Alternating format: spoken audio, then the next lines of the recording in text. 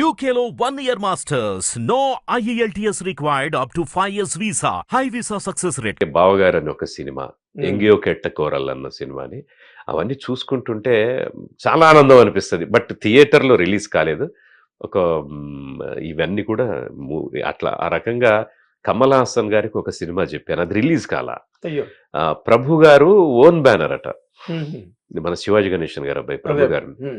అయితే అందులో Shivaji productions own. అందులో ఈయన ఏంటంటే ఒక తండ్రి కొడుకులుగా, మనకు రావు గోపాలరావు సినిమాలో లాంటి కాన్సెప్ట్, తండ్రి కొడుకు అవడం, కొడుకు తండ్రి అవడం, మనస్తత్వాల పరంగా. దీనికి మోటివేషనల్ గురువుగా కమల్ గారు ఒక క్యామియో, ఒక 4 సీన్లు ఉన్నారు. అప్పుడప్పుడు వచ్చి ఉపదేశం ఇచ్చి వెళ్తా ఉంటారు. అది చెప్పాను అన్నమాట, రిలీజ్ కాలేదు.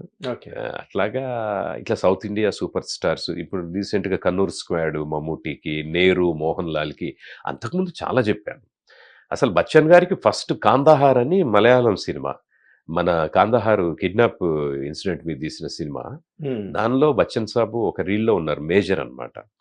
ఆ క్యారెక్టర్ చెప్పాను, అది కొంత ప్రాక్టీస్ ఉంది. అట్లాగే కోన్ బానిగా కరోర్పతిలో కొన్ని బిట్స్ తెలుగులో డబ్ చేశాం.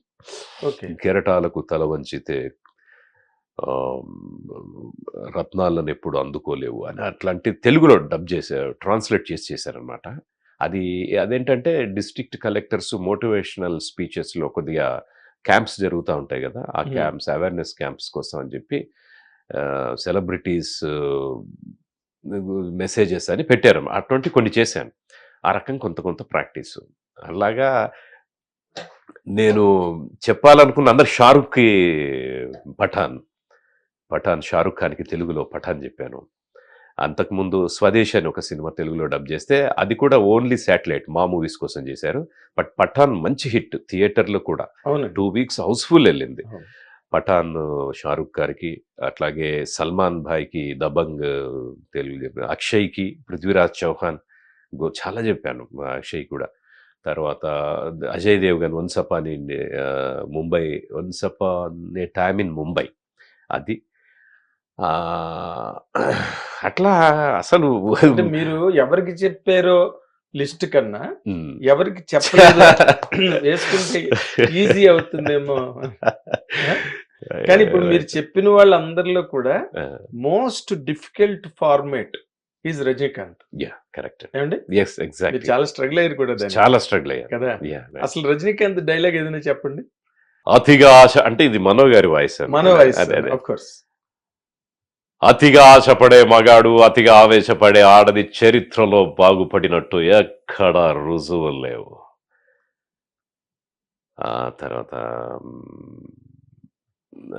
చంద్రముఖిలో అంటే, బట్ నేను చెప్పిన డైలాగ్స్ కాదు కదా తొందర. జనరల్గా మనో గారి వాయిస్ ఎక్కువగా లేదు అని అంటే, సాయి కుమార్ అనే భాషలో చెప్పిన డైలాగ్. అందులో రఘువరన్ గారు వాయిస్ కూడా యాక్చువల్గా రెగ్యులర్గా రవి గారు చెప్తారు. ఆ సినిమాకి షబీర్ అని రవి గారు ఆల్రెడీ దేవన్ గారికి చెప్పారని చెప్పేసి షబీర్ అని ఆయనతో రఘువరన్ చెప్పించారు. ఓకే భాష అనే వాయిస్ భలే ఉంటుంది. రంగస్వామి నీ కొడుకే చెప్పు, బాంబేకి ఒకడే డాన్ ఉండాలా అంటున్నా. అయితే రై యాంథోనీకి చెప్పు, ఈ భాష ఒక్కసారి చెబితే 100 సార్లు చెప్పినట్టు ఓకే భాష అంటాడు షబీర్. అసలు అదొకటి బాగా నేను స్టేజ్ మీద ఇమిటేట్ చేసేవాడు అనమాట. రంగస్వామి కొడుకు అనగానే భాష మడ్డొస్తుందా? అసలు ఈ మహానుభావులు చాలా మంది ఆర్టిస్టుల నుంచి మనం ఎంతో నేర్చుకోవచ్చు. తర్వాత రవీంద్రనాథ్ గారు ఒకరు, ఆయన దళపతిలో రజనీకాంత్ గారికి విసిరేసింది, కుప్పతొట్లకు విసిరేసింది, నల్లగా ఉన్నాను కదా నచ్చలేదు, విసిరి అవతల పాడేసింది అని ఆయన ఒకలాగా చెప్పారు. తర్వాత దశరథ రామరెడ్డి గారని గ్రేట్, మీకు బాగా చూసే ఉంటారు ఆయన్ని, గ్రేటెస్ట్ డబ్బింగ్ ఆర్టిస్ట్. ఆయన జీవన పోరాటం. ఆ తర్వాత రావు గోపాలరావు గారికి జగత్ కిలాడిల్ సినిమాకి ఆయన చెప్పారు వాయిస్ రికార్డింగ్ బాగోలేదని, రావు గోపాలరావుకి ఆయన వాయిస్ బాగోలేదని, తర్వాత ఆయన వాయిస్ ఆయన డైలాగులు ఎంత ఫేమస్ మనకి ముత్యాల ముగ్గు అక్కడి నుంచి కదా. అవునవును. ఆయన వచ్చింది స్టేజ్ నుంచి, మురారి క్యారెక్టర్ కీర్తిశేషుల్లో డైలాగ్ ఆర్టిస్ట్ అవునవును. బట్ సినిమా ఇండస్ట్రీలో అలాంటి కొన్ని నాన్ సింక్లు జరుగుతాయి. చూడండి అసలు నిజంగా గురువుగారు చెప్పేవారు, ఆ చప్పట్లు అదిగో ఆ చప్పట్లేరా అన్నదానికి బాగా కీర్తిశేషులు బాగా చాలా అందులో మురారి క్యారెక్టర్ అంత పాపులర్ గా వాయిస్ ఉన్న ఆయన్ను ఆ సినిమాలో అసలు పనికిరాదని చెప్పి అన్నారంటే దశరథరామరెడ్డి గారు చెప్పారు. ఆయన ఎర్రకోట వీరుడు రామారావు గారికి కూడా సినిమాలో ఏదో చాలా సంవత్సరాల తర్వాత రిలీజ్ అయితే ఈయనతో రామారావు గారి వాయిస్ ఇప్పుడు మనం యూట్యూబ్ లో ఉంది ఫిలిం. అయితే కోర్టు ఉండి రామారావు గారికి అనువాద స్వరంతో డబ్బింగ్ వాయిస్ తో అని చెప్పి పోస్టర్ వేసుకోమని చెప్పారట.